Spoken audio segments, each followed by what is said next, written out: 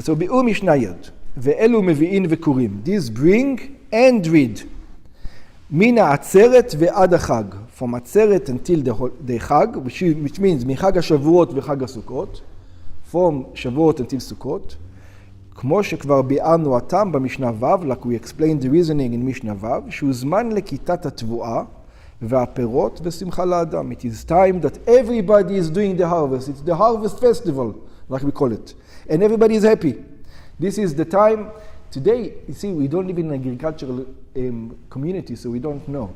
But the happiness is, if you don't bring it into the home, there's no food. Right. This is the time. Bring it home, הבית מתמלא אור. That's right. הרווחת את That's right. You get paid once a year. That's what it was. You get paid once a year. ונאמר בפרשת הביקורים, and it already said in פרשת ביקורים, ושמחת בכל הטוב, and you should be happy with all the good. הלקח, therefore, באותו זמן מביאים ביקורים. So only in the time of harvest you bring and you read. And so that's the first thing. What do you bring from? משבעת המינים, only from the 7 species. שנשתבחה בהם ארץ ישראל, that the land of Israel is known for, כמו שביארנו במשנה ג', like we already covered in the third Mishnah. ואף משבעת המינים, and even from the 7 species, you only bring and declare from what?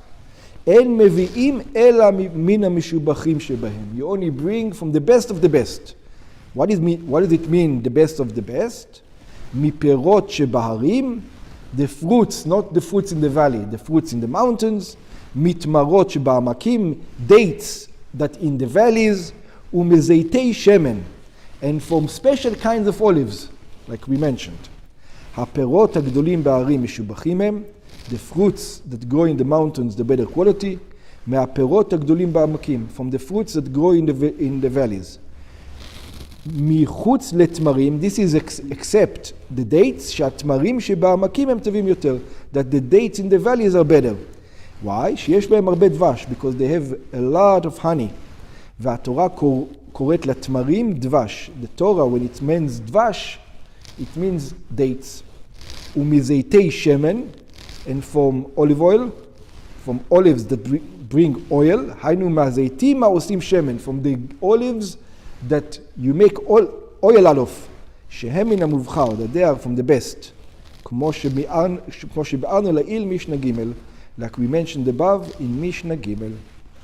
Wow, this is controversial. And he's going to say here, where does the olives grow the best? מעבר הירדן, on the other side of the Jordan. And the question is, the other side of the Jordan is not what? It's not Eretz Israel. It's not Eretz Israel. So let's see how they're going to explain this. But this is the Perun. No, I think he's only talking about Zaitim over here. From the olives that are from מעבר הירדן, יש גורסין, ומעבר לירדן.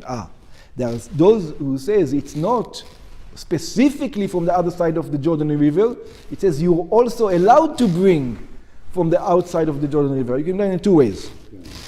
גם מפירות של עבר הירדן מביא ביקורים. Also from the fruits that on the other side of the Jordan, he brings ביקורים, and he reads. And we learned that if outside of the land of Israel, you don't read. So how come? You don't declare. So how come it says here? It's because it says, שאף היא בכלל, because also that part on the other side of the Jordan River is considered to be for our case, only for our case. It's considered to be Eretz Israel. What do you mean? Because when you remember that's right. So it says it is, you're right, it's not Eretz Israel proper, but for Bikurim it is proper. But only for Bikurim. Okay? שאף היא בכלל הארץ אשר נשבע השם לאבותינו לתת לנו. This is also the land that God made an oath to give to our forefathers. יש מפרשים שהתיבות מעבר הירדן, they are, like you. No, like I didn't learn like you at all. Yeah, but I learned perot. Yeah, you learned everything. You learned everything. I learned only zaitim. Okay. Over here, I should have thought maybe also perot, but yeah. Yesh mefarshim. By the way, when he says yesh mefarshim, it means that the main svara, the main logic is you, not the main logic is me. Oh, So yesh mefarshim, it says the most of people say this way. There are also some who say, so the right way to have learned it was it goes on everything. Like you did, not like I did. I was assuming it's only talking about I don't know why. Yeah, but it talks about everything. Okay. יש מפרשים שהתיבות מעבר הירדן מוסבות על שדי שמן. There are those who says it's only localized to olives. כלומר שמזיתי שמן של עבר הירדן מביאים ביקורים. Because only from those olives you bring, of the other side of the Jordan, you bring and you declare. Why? ששם גדלו זיתים משובחים. Because on the other side of the Jordan, the climate was better for olives. Rabbi Yossi Aglili אומר, Rabbi Yossi Aglili says, nice try, but no cigar. אין מביאים ביקורים מעבר הירדן. You don't bring ביקורים from the other side of the Jordan.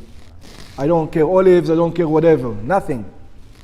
שאינה, because it is not ארץ זבת חלב ודבש. It is not fall under the land flowing with milk and honey. So it says, how do you know?